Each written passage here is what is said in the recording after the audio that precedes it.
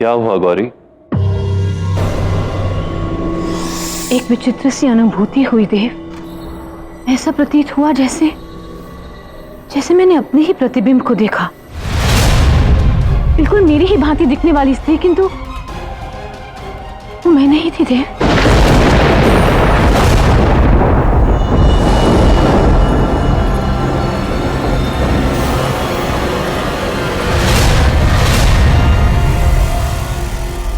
किंतु इससे पूर्व की मधुकैटभ कोई कुकर्म करे, मुझे ब्रह्मलोक जाकर शीघ्र अतिशीघ्र उन्हें रोकना होगा।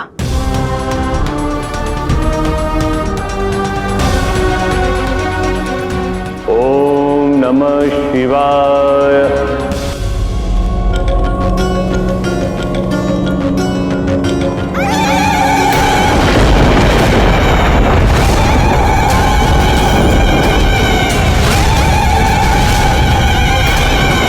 प्रतीत होता है ये देवता हमारे साथ कोई छल कर रहे हैं।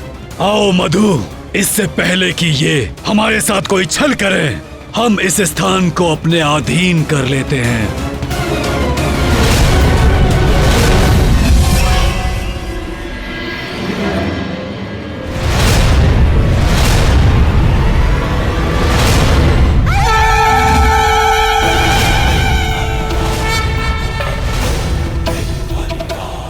तुम्हारा जन्म नारायण के कर्ण की मैल से अवश्य हुआ है, किंतु उस अशुद्धि को अपने अस्तित्व की परिभाषा मत बनने दो। लौट जाओ यहाँ से।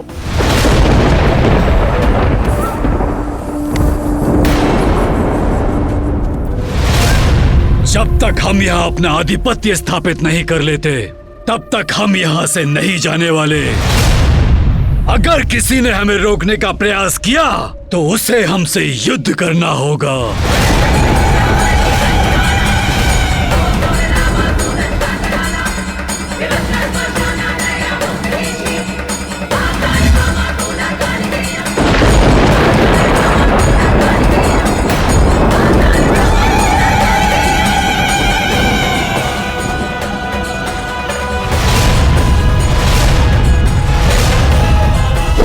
इस समय युद्ध करने का नहीं, अपितु इस अवसर का लाभ उठाने का है।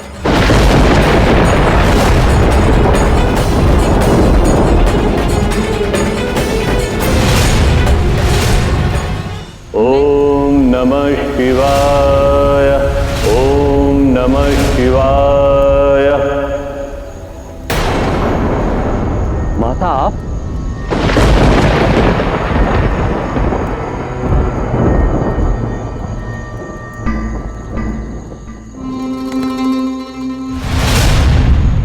मैं तो महादेव की तपस्या कर रहा था, लेकिन दर्शन देने आप प्रकट हो गए।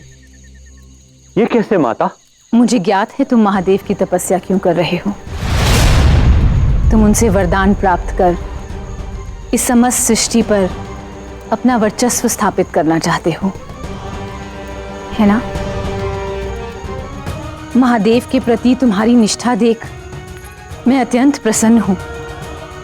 इसलिए मैं भी तुम्हें एक वरदान प्रदान करना चाहती हूँ, जो तुम्हारी मनोकामना पूर्ण करने में तुम्हारी सहायता करेगा।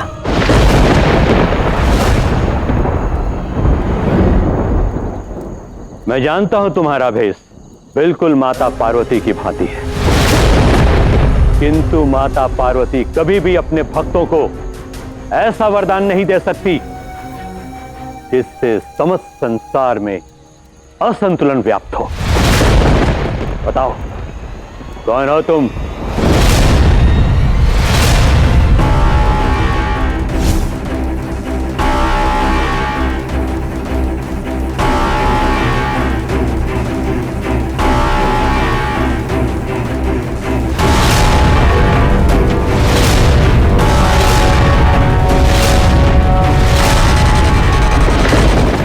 मेरे पिता ने आजीवन केवल एक व्यक्ति से प्रेम किया, उनकी माता पार्वती, जो स्वरूप मेरे पिता की सर्वनाश का कारण बना, अब वही स्वरूप इस सृष्टि के सर्वनाश का कारण बनेगा। अंधक पुत्र आदि अब महादेव और महाकाली से अपने पिता की मृत्यु का प्रतिशोध अवश्य लेगा। तो देखा तुमने, मेरे वरदान के कारण त्रिदेव भी ये ज्ञात नहीं कर सकते कि मैं वास्तव में अंधक पुत्र आदि हूं। लेकिन तुम्हारा मेरे पास आने का उद्देश्य क्या है? महादेव तुम्हें किस प्रकार दर्शन देंगे ये मैं तुम्हें बताऊंगा, किंतु उसके बदले तुम्हें मेरी योजना में मेरी सहायता करनी होगी। ठीक है, मैं तुम्हारी सहायता अवश्य करूंगा। योजना क्या है? मैं तुम्हें बताऊंगा कि तुम्हें महादेव से किस वरदान की मनोकामना करनी है, और यह भी बताऊंगा कि किस प्रकार अवसर आने पर उसी वरदान को तुम महादेव के विरुद्ध उपयोग कर सकते हो। बस एक बार उस महादेव को अपने वश में कर लो तो फिर तुम उनसे इस संसार को अपने अधीन करने का वरदान मांग सकते हो। इसके लिए मुझे करना क्या होगा?